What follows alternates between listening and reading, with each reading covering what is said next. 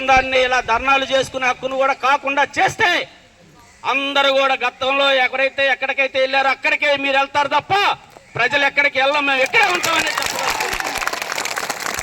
ప్రజల కోసం చేస్తే, ప్రజల ప్రాణాల కోసం పనిచేస్తే, ప్రజల మేలు కోసం పనిచేస్తే డిఎస్పీ గారి ఫోటో అయినా, సిఐ గారి ఫోటో అయినా, వాళ్ళ పేరైనా చెప్పుకుంటాం.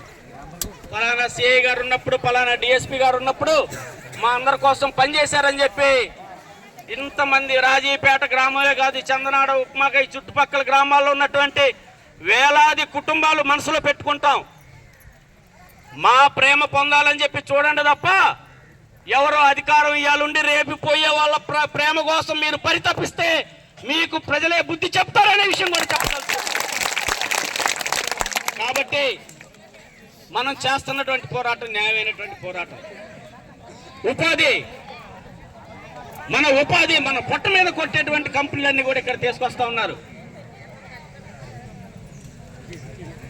మత్స్యకారులు చాలా ప్రేమమూర్తితో ఉంటారు. చాలా మంది ప్రభుత్వం కూడా అనుకుంటా ఉంది, ఇప్పటి వరకు జరిగినటువంటి బల్క్ డ్రగ్ కంపెనీలు పెట్టినన్ని కూడా మత్స్యకారుల గ్రామాల చుట్టూ పెట్టారు. అచ్యుతాపురంలో పెట్టినా, రాంబిల్లో పెట్టినా, పరవాడ దగ్గర పెట్టినా, ఎక్కడ పెట్టినా కూడా సముద్రం చుట్టుపక్కలే పెట్టారు. మత్స్యకారులు నోరు లేని వాళ్ళు ఏం చేసినా అలా పడుంటారులే అనుకుంటున్నారు. ఇలాగే అనుకున్నాడట ఒకసారి పంతులు గారు. ఒక అయ్యగారు మత్స్యకారులు పడవెక్కాడట. పడవెక్కి మత్స్యకారు మన పడవలు ఇద్దరు వెళ్తా ఉన్నారు, మన మత్స్యకారుడు బ్రాహ్మణులు, అతను పంతులు గారు.